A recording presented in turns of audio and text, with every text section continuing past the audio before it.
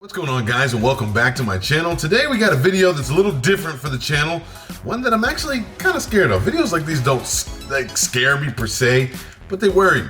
The unknown is always scary. This is the Kepler Telescope found new planets better than Earth. Let's check it out together. Don't forget to like, don't forget to subscribe. Here we go. The Kepler Telescope was built for one purpose: to look at a certain patch in the Milky Way in search of exoplanets. The exoplanet hunter observed over hundreds of thousands of stars and discovered thousands of exoplanets during its lifetime.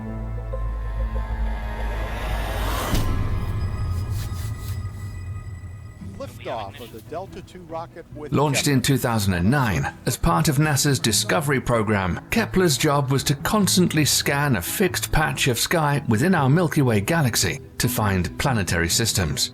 At the time of the launch, it had the largest primary mirror ever sent into space, and it also had a 96 megapixel camera to process the light. Astronomers were interested in finding out just how many stars have planets orbiting around them, and how many of these extrasolar planets or exoplanets have conditions that are suitable for life to develop.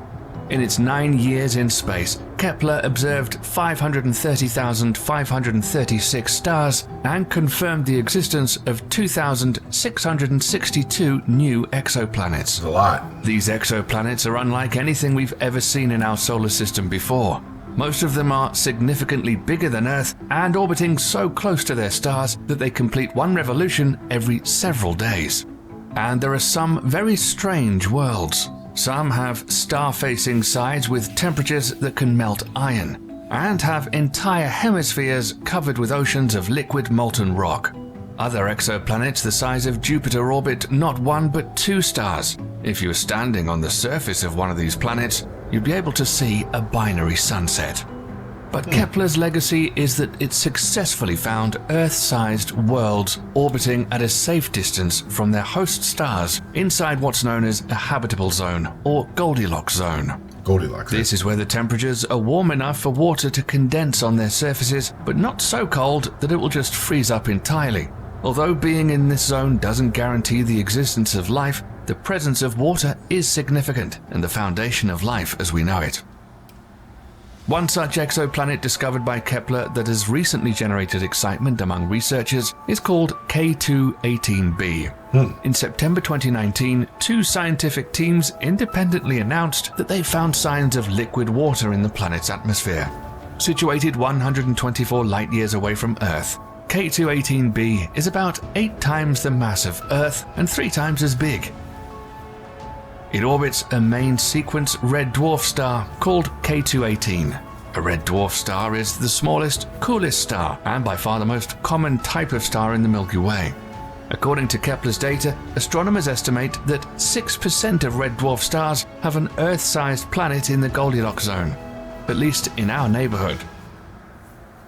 To find water on the surface of one such... The reason why these things scare me, have you ever seen the movie Elysium? If you haven't, I do recommend that you watch that movie, just for a sci-fi idea of why these things could be scary, or why finding another planet. Another question I have too before we get back to this is not something that I had previously heard about. I mean, I think every now and then you hear a little something, they found this planet, Planet X is what they're calling it, and blah, blah, blah, and then it goes away and you never hear about it again. How come they found so many, but we haven't heard about it? Is this being reflected in the new textbooks in school? Just questions I have, random questions. Planet is a landmark discovery in the search for potentially habitable alien worlds. K2-18b is also the first planet with water out of all of the exoplanets discovered by Kepler in the habitable zone of stars.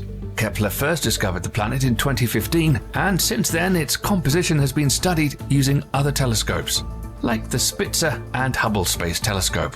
Kepler mainly used what's known as the transit method for exoplanet hunting. It essentially means that if a planet passes in front of a star, the light from the star dims slightly, and that's how we can tell that there's a planet there. The level of dimming and how long it lasts gives us important information about the size and orbit of the planet.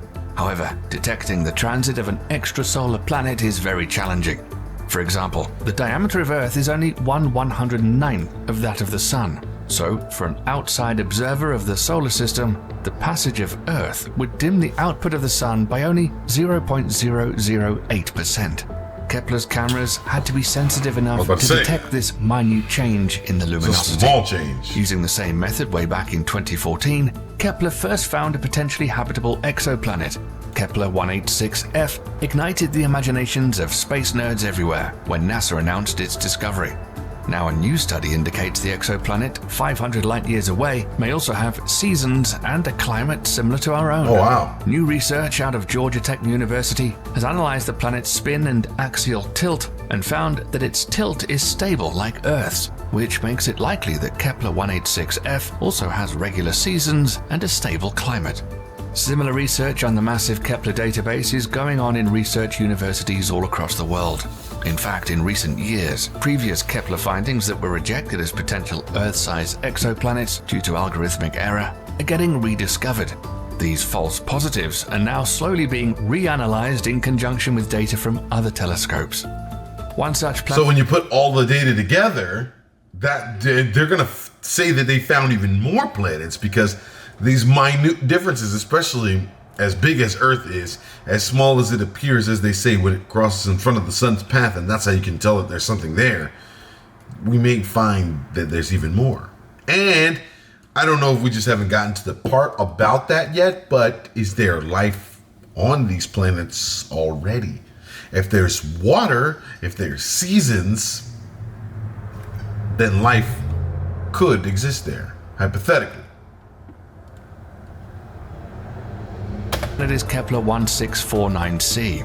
In mid-2020, while combing through old Kepler data and matching it against new data from the Transiting Exoplanet Survey Satellite, or TESS, astronomers confirmed the existence of another exoplanet with very favorable conditions for life. Really? Kepler 1649c, located 300 light-years from Earth, is very similar to Earth in size and estimated temperature. This newly revealed world is only 1.06 times larger than our own planet. Also, the amount of starlight it receives from its host star, which is also a red dwarf, is 75% of the amount of light Earth receives from our Sun, meaning the exoplanet's temperature may be similar to our planet's as well. Kepler 1649c provides yet another example of an Earth-sized planet in the habitable zone of a red dwarf star. But before we get ahead of ourselves, it's important to note that out of the 2,662 exoplanets identified by Kepler, only 16 of them lie inside the Goldilocks zone. And out of these 16, some of these planets are tidally locked with their parent stars, meaning that only one hemisphere of the planet faces the star, and this is not ideal for life. Others are more like a smaller version of Neptune than a larger version of Earth. And planets similar to Neptune are expected to have a significant envelope of hydrogen surrounding any layer of water on the surface, with a planetary core of rock and iron. If the hydrogen envelope is too thick, the temperature and pressure of the water layer beneath would be far too great to support life. On top of all of this, despite being cooler, red dwarf stars tend to be more active than Sun-like stars. Thus, the planets may be exposed to higher quantities of damaging ultraviolet radiation than what we're used to here on Earth. Because of this, surface temperatures can range between -100 and 116 degrees Fahrenheit, or -73 to 47 degrees Celsius. That means the surface could, on average, be colder than Antarctica or hotter than Earth's most blistering deserts. Unfortunately, we just don't have the technological know-how to study the composition and atmospheres of these alien worlds and comprehensively answer all these questions yet. But don't despair. Based on the statistical analysis of all the Kepler observations, astronomers now estimate that 1 in 5 stars like the Sun have planets about the size of Earth, and a surface temperature conducive to life. Given that about 20% of stars are Sun-like in our galaxy, that amounts to several billions of potential habitable Earth-like planets just in our Milky Way alone. Kepler not only focused its efforts in finding potentially habitable planets, in fact the bulk of its discoveries were strange worlds not suitable for life but fascinating nonetheless, like the gas giants, planets composed mostly of gases such as hydrogen and helium with a relatively small rocky core, also known as hot Jupiters. These planets orbit extremely close to their parent stars and are abundant in Kepler's data. One such fascinating example of a gas giant is KOI 5AB. Astronomers first flagged KOI 5AB as a potential planet way back in 2009.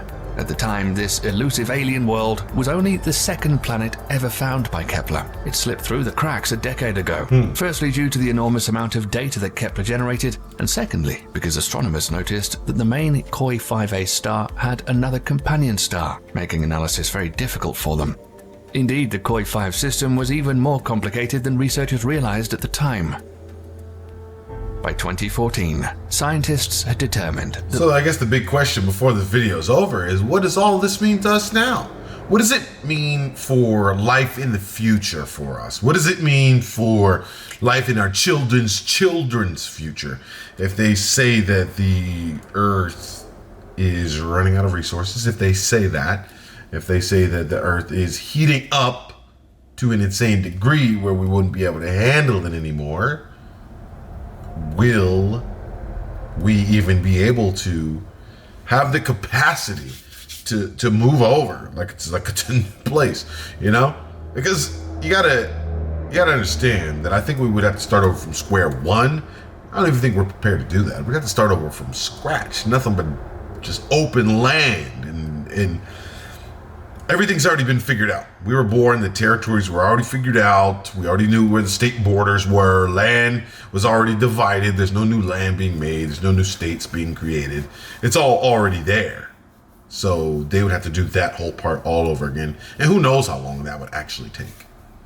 The KOI 5 system actually harbors 3 stars, and it still wasn't clear if the planet KOI 5AB actually existed, or if the 2009 signal was generated by one of the companion stars. But thanks to additional data from the TESS satellite, scientists were able to confirm the existence of KOI 5AB. Huh. Planetary bodies on stable orbits in a multi-star system is quite a rare find, and the discovery of KOI 5AB is expected to add a lot to our understanding of planetary formation.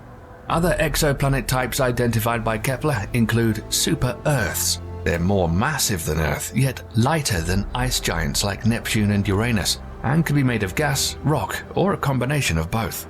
Lava planets are super dense, larger than Earth worlds in close, hot orbits around their parent stars. Some of them, known as Chthonian planets, are likely the remnant cores of evaporated hot Jupiters. And finally, Trojan planets. Planets of various size found in strange locations, and sometimes even as companions to larger planets, though none have been certainly identified yet.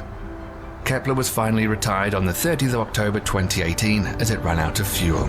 Oh.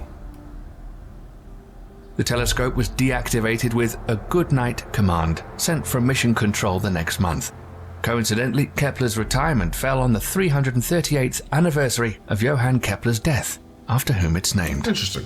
Although not operational anymore, these incredible discoveries predict a near future in which astronomers will use new and advanced telescopes on the ground and in space to more deeply understand Kepler's numerous finds. One such telescope is already slated to go up into space in 2021. The James Webb Telescope will take a much closer look at some of these Kepler objects of interest and hopefully will bring us closer to answering the question, are we alone in the universe? What do you think? Will astronomers find many more strange worlds buried inside Kepler's data? Let us know in the comments section below. You never know. Yeah, I forgot about the James Webb Telescope. That is a thing. Obviously, this video is not brand new then, because that James Webb Telescope, we've been getting a lot of data from that for quite some time now. We've been talking about that and all of the things that it's been seeing and finding. So it's been exciting. So the question is, are we alone? Will we ever know? And even when we do know, will we know? You know what I'm saying? Let's talk about it in the comments. This was a fun video. I love this one. Don't forget to like, don't forget to subscribe, and I will see you guys in the next one.